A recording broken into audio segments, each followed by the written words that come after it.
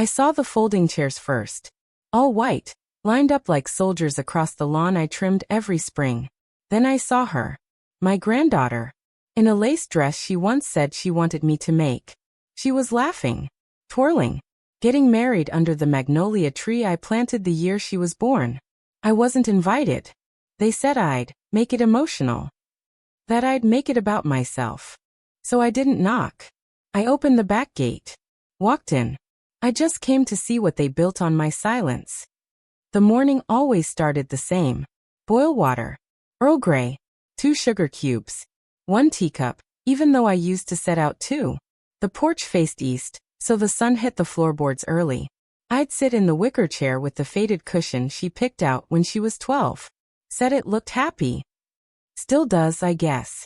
My garden stretched wide out front. Roses mostly. Deep red. The kind with thorns that don't apologize. Every summer, she'd run through here barefoot. Said the petals looked like velvet skirts. I kept her pictures on the fridge until the magnets rusted. Her school drawings curled at the edges now. But I never took them down. Felt like letting go of a chapter one still needed to read again. The cedar chest in my bedroom held things I hadn't touched in years. Lace. Ribbons. The veil my mother wore when she married under candlelight in the church down the road. I was going to give it to her. My granddaughter. I stitched a quilt for her graduation. Hand-sewn. Every panel had meaning. The beach trip. The spelling bee. Her first rosebud from this very yard. It came back in the mail, folded neatly. No note. I called once after that. She didn't answer. But her mother did. Don't take it personally, Mom, she said. She's just starting fresh. Fresh from what? The swing out back still creaked in rhythm when the wind was right. She used to curl up there with books bigger than her hands. Told me she wanted to write stories one day. Told me I made her feel safe. I hosted Thanksgiving 3 years straight, even when no one showed. Cooked too much. Set places. Laughed to myself when the gravy spilled, because it always did. I saved her favorite stuffing in a separate dish. In case she came by late. She never did.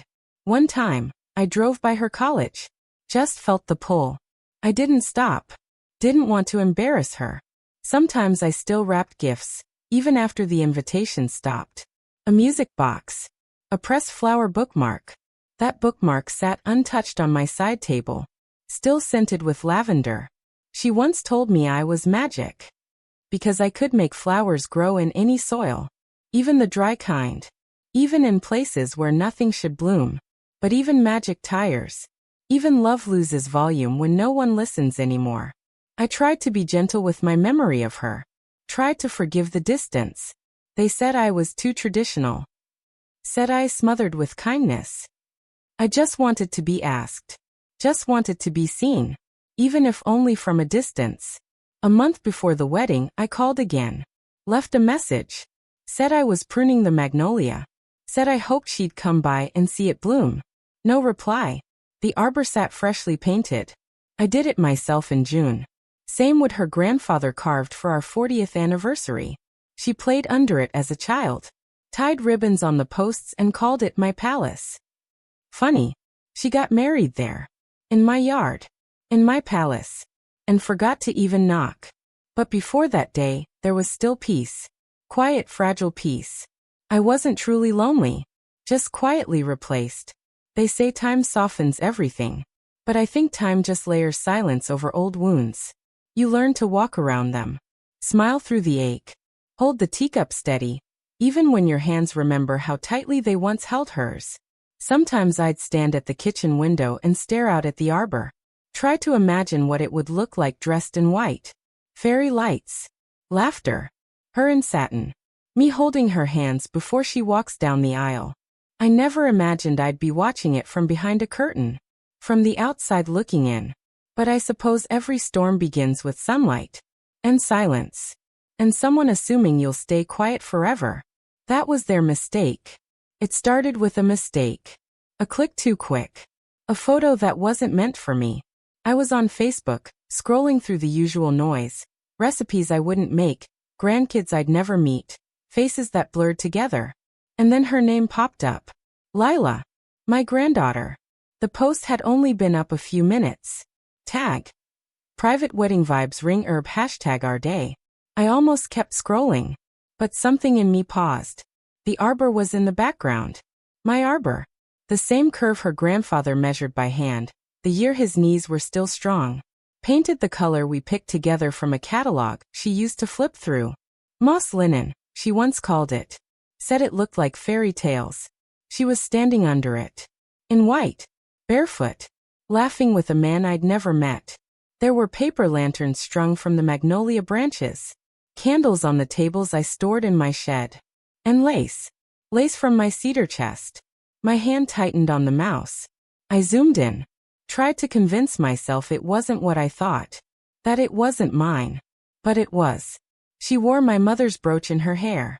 A small gold pin shaped like a starburst. My mother wore it on her collar the day she married. I gave it to Lila when she turned 18. Told her, wear it when you walk into the next chapter. She smiled. Said she would. No one said she'd be walking into that chapter, in my garden. Without me there to witness it. Without even asking. I didn't cry. I didn't throw the laptop or call anyone. I just sat back. And breathed. The room was silent. But everything inside me was screaming. Not just because they didn't invite me. Not even because they took the lace or the brooch. But because it was deliberate.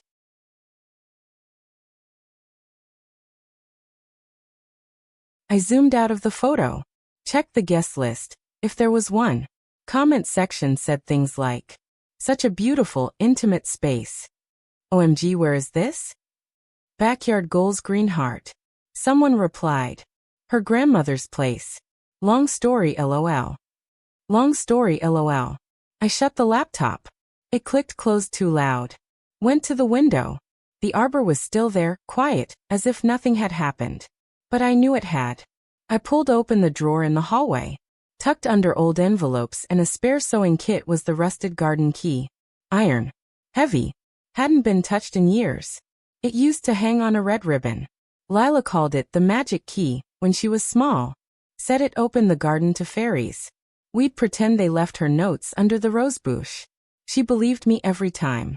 Now that key sat cold in my hand. Not magic anymore. Just truth. I walked to the back door. Unlocked it. Stepped onto the porch. Breathed in the scent of roses and something else, loss. The arbor was bare that day. But I could see it as it had been in the photo. The lights. The candles. The sound of her laughter not meant for me. They used what I built. What I saved. What I offered. But they didn't invite the hands that created it. Didn't even tell me. I stood there a long time. Let the air settle. Let the betrayal soak into my bones, like cold through the soles of my feet. Then I walked inside. Set the key down on the kitchen table. And poured a cup of tea. Didn't stir it. Didn't sweeten it. Just drank it bitter. Like the moment. And for the first time in years, I didn't leave the porch light on. It didn't start with the wedding. Not really. That was just the ending I couldn't ignore. The little cuts came first. Small enough to brush away. Sharp enough to bleed. There was the birthday card I sent last year. Handwritten. A pressed violet tucked inside, just like she used to collect with me. It came back unopened. Returned to sender. In her handwriting. I told myself maybe she moved. Maybe she forgot to tell me. Easy to excuse. Then the phone call, months before that. I called to see if she wanted the quilt I'd been making. Her mother answered. Said, she's really busy with the engagement right now. I said, I can wait. She said, maybe don't mention it. She wants a more modern aesthetic. I didn't know what that meant. So I folded the quilt and tucked it in the cedar chest. Top shelf. Next to the veil. Then there was Christmas. They sent a group photo to the family thread. All smiling. All wearing matching red. She wore the scarf I knit her 6 winters ago. But I was cropped out of the frame. The one photo where I stood next to her. Cut at the shoulders. They said it was a framing issue. Said not to overthink it. I nodded, even though they couldn't see me. I was always nodding alone. Once, I mailed her a small wooden box. Carved her initials in it. Inside, I placed the brooch. No note, just a soft cloth, The way my mother gave it to me. It showed up months later on her social media. She tagged a boutique and wrote, "Vintage treasure I found in the cutest antique shop." I stared at that post for a long time. Long enough for the tea to go cold. Then I shut the laptop. Again. She stopped calling me Gran. Started calling me my mom's mom. It happened quietly. At first, I thought it was a slip. But then it became habit. In front of others. At gatherings. I'd try to speak, and she'd smile past me. Talk over me. Laugh at stories I told before she could walk. As if they were someone else's memories. She once asked me, "Do you ever wish you'd done something bigger with your life?" I said, "I raised your mother." She said, "Right, but like bigger than that." I let it pass. Told myself it was youth. A temporary arrogance. She'd come around. I kept her favorite teacup washed and ready. The one with the chipped rim. She used to say it made the tea taste old and wise. I'd pour an extra cup on Sundays. Just in case she visited. She never did. I once sent her a text. Just a photo of the arbor with the caption, "Still blooming." She didn't reply. But I saw she viewed it. I baked lemon bars for her bridal shower. Left them on the doorstep when I wasn't invited inside. 3 days later, the tray was still there. Covered in ants. Untouched. I told myself maybe they forgot. Maybe they got too busy. But forgetting doesn't look like silence. It looks like choice. The last time I saw her before the wedding was at the grocery store. She was 2 aisles over. Laughing with her fiancé. I raised my hand. Started to wave. She looked straight through me. Smiled at someone behind me. Then turned away. I lowered my hand. Bought a lemon. Went home. Flashback. She was 5. Sick with a fever. Curled up in my arms, trembling. Whispered, "Don't let go." Now she walked past like I was the wind. Like I was furniture. Background. I kept telling myself love would circle back. It had to. I'd given her everything I could. My stories. My time. My silence.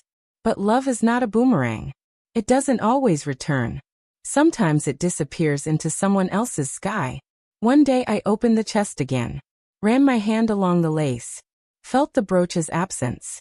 And still, I excused it. Because that's what we do when we love someone more than we should. We carry their absence like it's ours to hold. We set the table anyway. We fold the quilt anyway. We wait. Anyway. But there's a limit to how many small cuts a person can take.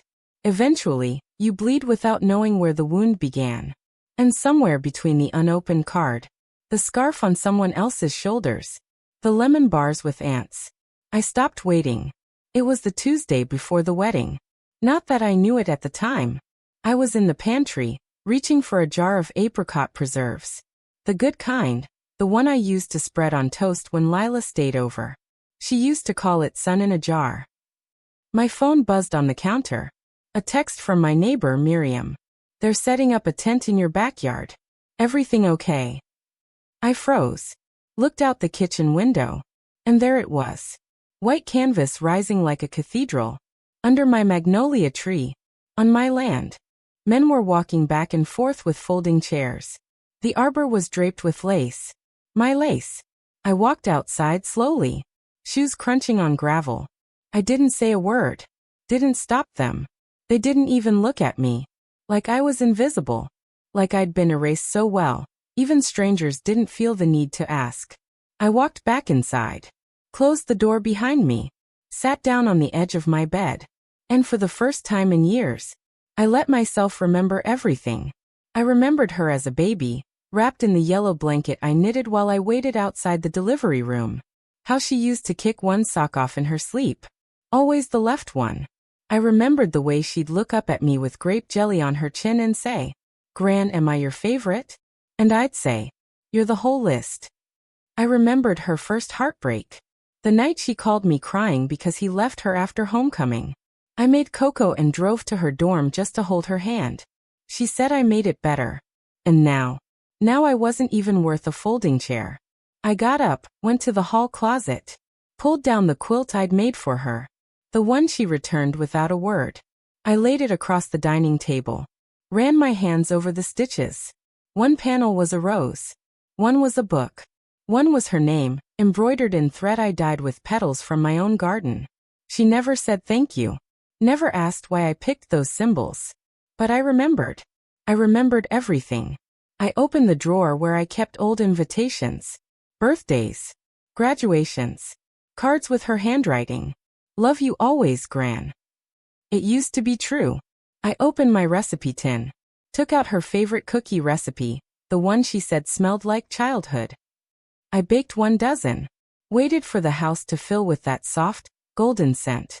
And then I didn't eat a single one. Just let them sit there. Cool. Forgotten. I went to the porch. The swing creaked in the wind. Just once. Flashback. She was 8. Sitting on that swing with her knees tucked under her. Reading Little Women. She said she wanted to be Joe. I told her she already was. She smiled like I'd given her the moon. Now. She gave away my stars. My sky. My name. I walked back inside. Took off my shoes. Stood at the mirror. I looked older than I felt. More tired than I wanted. But not weak. Not small. Not invisible. I opened the bottom drawer of my vanity. Pulled out the envelope. It was from the attorney. The land was still in my name. Every flower, every inch, every stone in that yard. It was mine. I held the paper for a long time. Long enough for the ink to blur from the heat of my hands. Then I folded it again. Tucked it away. Not because I doubted what it said, but because I needed to remember that I still held something solid. I walked through the house that night like it was both a memory and a battlefield. Touched the frame where her baby photo still hung. Brushed dust off the corner of the table she once colored on with marker. Tried to find traces of her in the silence. The house didn't echo. It just held its breath. I sat down in the armchair. Turned off the light. The wedding was coming. I hadn't been asked. But I wasn't asking anymore. The stars outside the window didn't care what day it was. The magnolia bloomed anyway. And the tea still tasted like the past. Have you ever remembered something small? Just when everything felt like it was falling apart. I did. I remembered the key. The one she called magic. The one that never left my drawer. I went to find it. And when I held it again cold real mine, I knew. I would not be left behind in silence. Not this time. Men were walking back and forth with folding chairs. The arbor was draped with lace. My lace. I walked outside slowly. Shoes crunching on gravel. I didn't say a word. Didn't stop them. They didn't even look at me. Like I was invisible. Like I'd been erased so well, even strangers didn't feel the need to ask. I walked back inside. Closed the door behind me. Sat down on the edge of my bed. And for the first time in years, I let myself remember everything. I remembered her as a baby, wrapped in the yellow blanket I knitted while I waited outside the delivery room. How she used to kick one sock off in her sleep. Always the left one. I remembered the way she'd look up at me with grape jelly on her chin and say, "Gran, am I your favorite?" And I'd say, "You're the whole list." I remembered her first heartbreak. The night she called me crying because he left her after homecoming. I made cocoa and drove to her dorm just to hold her hand. She said I made it better. And now I wasn't even worth a folding chair. I got up, went to the hall closet, pulled down the quilt I'd made for her. The one she returned without a word. I laid it across the dining table. Ran my hands over the stitches. One panel was a rose.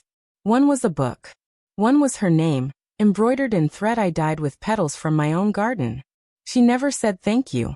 Never asked why I picked those symbols. But I remembered. I remembered everything. I opened the drawer where I kept old invitations. Birthdays. Graduations. Cards with her handwriting. Love you always, Gran. It used to be true. I opened my recipe tin. Took out her favorite cookie recipe, the one she said smelled like childhood. I baked 12. Waited for the house to fill with that soft, golden scent. And then I didn't eat a single one. Just let them sit there. Cool. Forgotten. I went to the porch. The swing creaked in the wind. Just once. Flashback. She was 8. Sitting on that swing with her knees tucked under her. Reading Little Women. She said she wanted to be Joe. I told her she already was. She smiled like I'd given her the moon. Now, she gave away my stars, my sky, my name. I walked back inside, took off my shoes, stood at the mirror. I looked older than I felt, more tired than I wanted, but not weak, not small, not invisible. I opened the bottom drawer of my vanity, pulled out the envelope. It was from the attorney. The land was still in my name. Every flower, every inch, every stone in that yard. It was mine. I held the paper for a long time, long enough for the ink to blur from the heat of my hands. Then I folded it again, tucked it away, not because I doubted what it said, but because I needed to remember that I still held something solid. I walked through the house that night like it was both a memory and a battlefield, touched the frame where her baby photo still hung, brushed dust off the corner of the table she once colored on with marker, tried to find traces of her in the silence. The house didn't echo. It just held its breath. I sat down in the armchair, turned off the light. The wedding was coming. I hadn't been asked. But I wasn't asking anymore. The stars outside the window didn't care what day it was. The magnolia bloomed anyway, and the tea still tasted like the past. Have you ever remembered something small, just when everything felt like it was falling apart? I did. I remembered the key, the one she called magic, the one that never left my drawer. I went to find it, and when I held it again, cold, real mine, I knew I would not be left behind in silence. Not this time. I had tucked it into the wedding quilt, the one she returned without opening. But I never thought she'd give the bookmark back too. And yet, there it was, tucked into a different envelope, crumpled, forgotten, with a sticky note attached. One line. My daughter's handwriting. Thought this was yours. Not Lila's. Not meant for her. Not held close. Just returned like a misaddressed package. I pressed it flat again, smoothed the crease with my palm. The petals were brown now, but still intact. I remembered the day we picked those petals. She wore a yellow dress, had jam on her fingers, kept asking, "Is this one too small?" And I kept saying, "Nothing is too small if it meant something." She nodded like she understood. Maybe she did. Back then. I sat on the floor of my bedroom with the bookmark in one hand and the forged deed in the other, like two halves of a truth, one full of memory, one full of theft.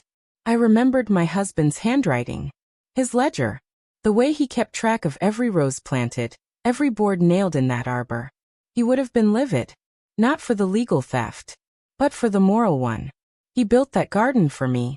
We raised Lila inside it. She learned to walk on that grass, held her first book under that tree, buried her first pet by the roses. And now? They tried to take it like it was in used space, a blank page. But it wasn't blank. It was inked in sacrifice, in Saturdays spent sewing instead of shopping, in holidays celebrated alone so they could build their own. I looked around the room. Every corner held something I'd kept, something of her. A drawing, a ribbon, a note once written in crayon. "Grand, I love you more than stars." That little girl didn't forge my name. That little girl didn't ask her mother to claim land that wasn't hers. So where did she go? I didn't cry. I sat very still. Let the silence do the feeling for me. They didn't just forget me. They erased me. And maybe they thought I'd just let it happen, like I had all the other small betrayals. But a forged name is a knife. A smiling thief is still a thief. I got up, folded the documents, slid them into a folder, locked them in the filing cabinet. I placed the bookmark on my nightstand, not because I needed it, but because I needed to remember who I was before they tried to edit me out. A gardener, a builder, a woman who stayed quiet too long. That was the night I stopped waiting, stopped hoping they'd see me. The house no longer felt full of memory. It felt like something waiting to be reclaimed. Not with noise, not with revenge, but with truth and choice. The day after I found the forged deed, I sat on the porch in my pale blue dress. The one Lila said made me look like the sky. The fabric was thinner now, worn from time and memory, but it still held. Like me. The yard was quiet. No more folding chairs. No music. No perfume of strangers. Just soil. And sun. And the lily I planted days earlier, still standing. I held the pressed flower bookmark between my fingers. Ran my thumb over the words I once wrote to her. Grow where they told you not to. I had written it for her. But maybe it was meant for me. For the first time, I didn't feel replaced. I felt released. Not from the pain, but from the illusion that I needed to be chosen to matter. That morning, I opened the cedar chest again. One final time. I removed the veil. Still folded. Still ivory. I pressed it flat on the bed. Then the lace table runner, used once, saved for her someday. The one she took without asking. I ironed it gently. Folded it like a letter. Lastly, the quilt. The one she mailed back. The stitches still strong. The fabric still soft where her childhood used to be. I packed them all into a wooden box. Lined it with the lavender sachet she once tucked into her pillowcase. I didn't leave a note. No long message. Just the bookmark. On top. Pressed flat. Visible. I wrapped the box in brown paper. Wrote her name on it. No ribbon. No return address. I carried it to the community church down the road. Sister Ann met me at the door. She looked at the package, then at me. Didn't ask questions. Just smiled. Gentle. I'd like this to go to someone who's starting over, I said. Someone kind. Someone who knows what homemade means. She nodded. Took the box from my arms. Cradled it like something sacred. And just like that, I gave it all away. Not out of sorrow, but out of strength. I walked home lighter. I stopped by the edge of the garden.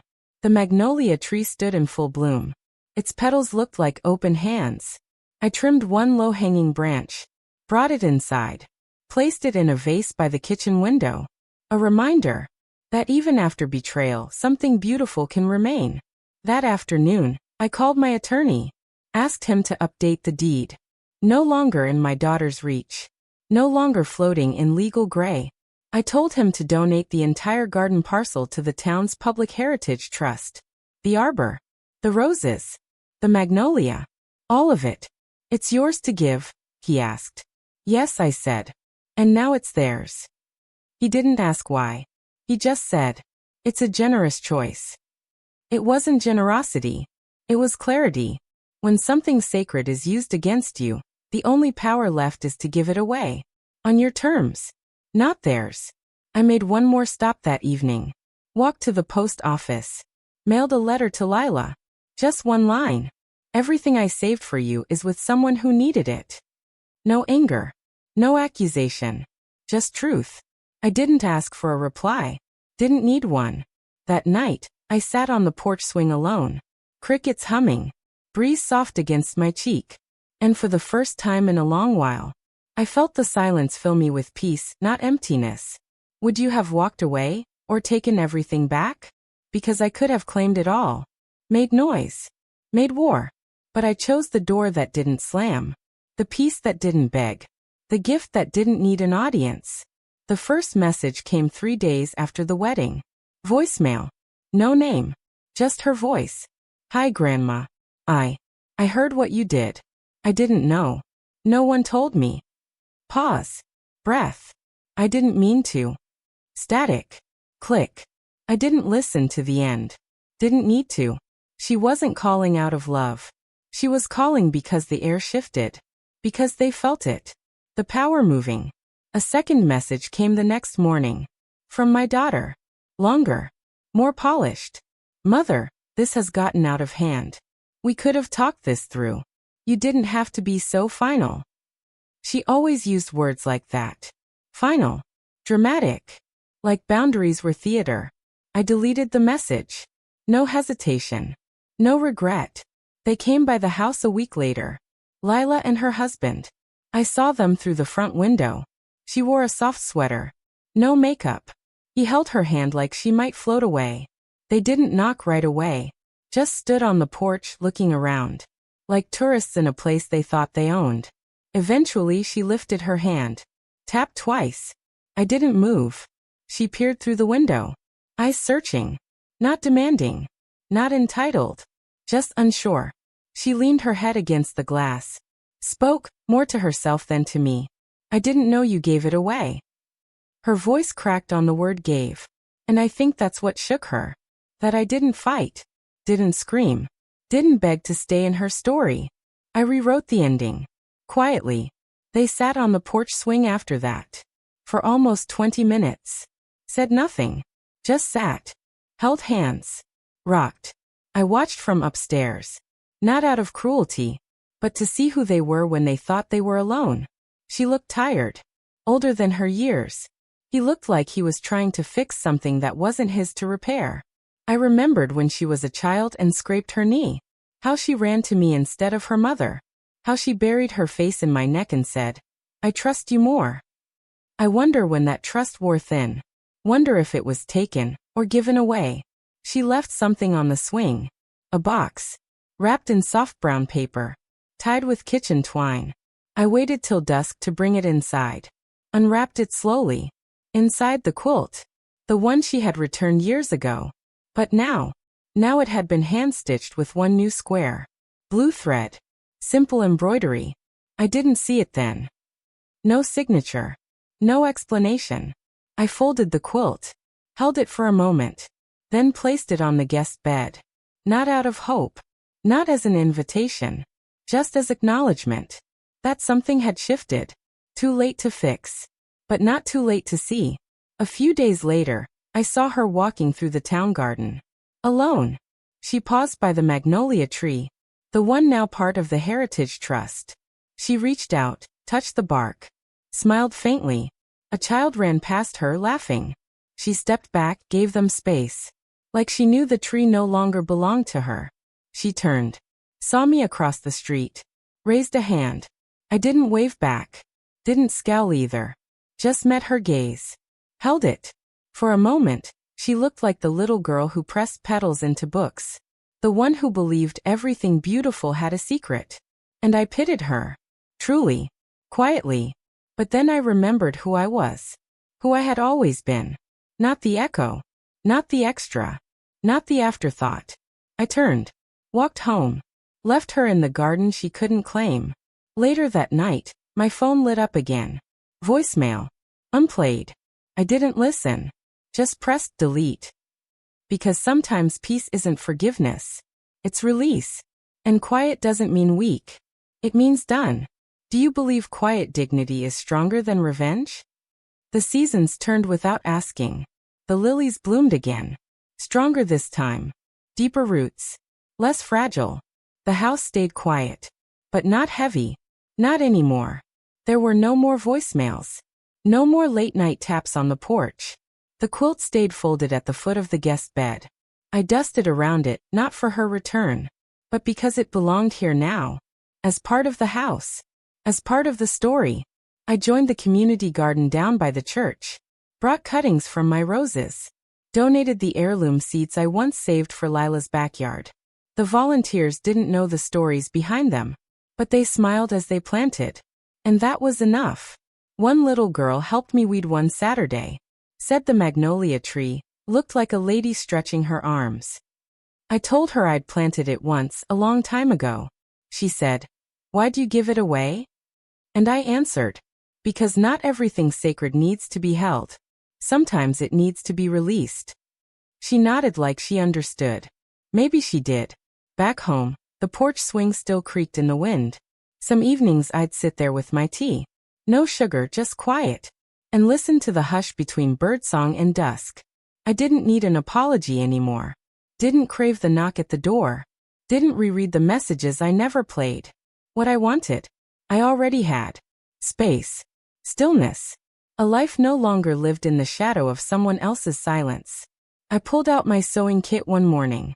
Threaded the needle slow, steady. My fingers still remembered how to move with purpose. Even after everything. I stitched one final square. Soft linen. No name. No date. Just 3 words. It was mine. I sewed it into the lining of my own coat. Not for display. Not for legacy. But for warmth. For the quiet dignity of knowing what I built. What I held. Could never truly be taken. I went to the river on a Sunday. Same coat. Hands wrapped around the garden key. The iron one. The magic one. It had outlived so many things. So many versions of us. I stood at the edge, felt the cold metal in my palm. I whispered, "You opened the world once. But now I carry that in me." And I let it fall. The key sank fast. No ripples. No fight. Just gone. And in its place, peace. Not loud. Not triumphant. Just complete. Because I had made peace. Without permission. Not granted by them. Not offered in a ribbon-wrapped box. But chosen. Claimed. Lived. I walked home with empty hands. But I didn't feel the absence. I felt the freedom. The arbor still stood in the public garden. Children ran beneath it now. No one asked whose it was. No one needed to. It wasn't mine anymore. But it would always carry my shape. My shadow. My silence. And that was enough. As I sat on the porch one final time that spring, I looked at the sky. The same soft blue as the dress she once loved on me. I sipped my tea. One sugar cube this time. Because I could. Because I wanted to. And I whispered to no one in particular. I was never the echo. I was the voice they tried to silence. Mic dropped. Tea warm. Peace claimed.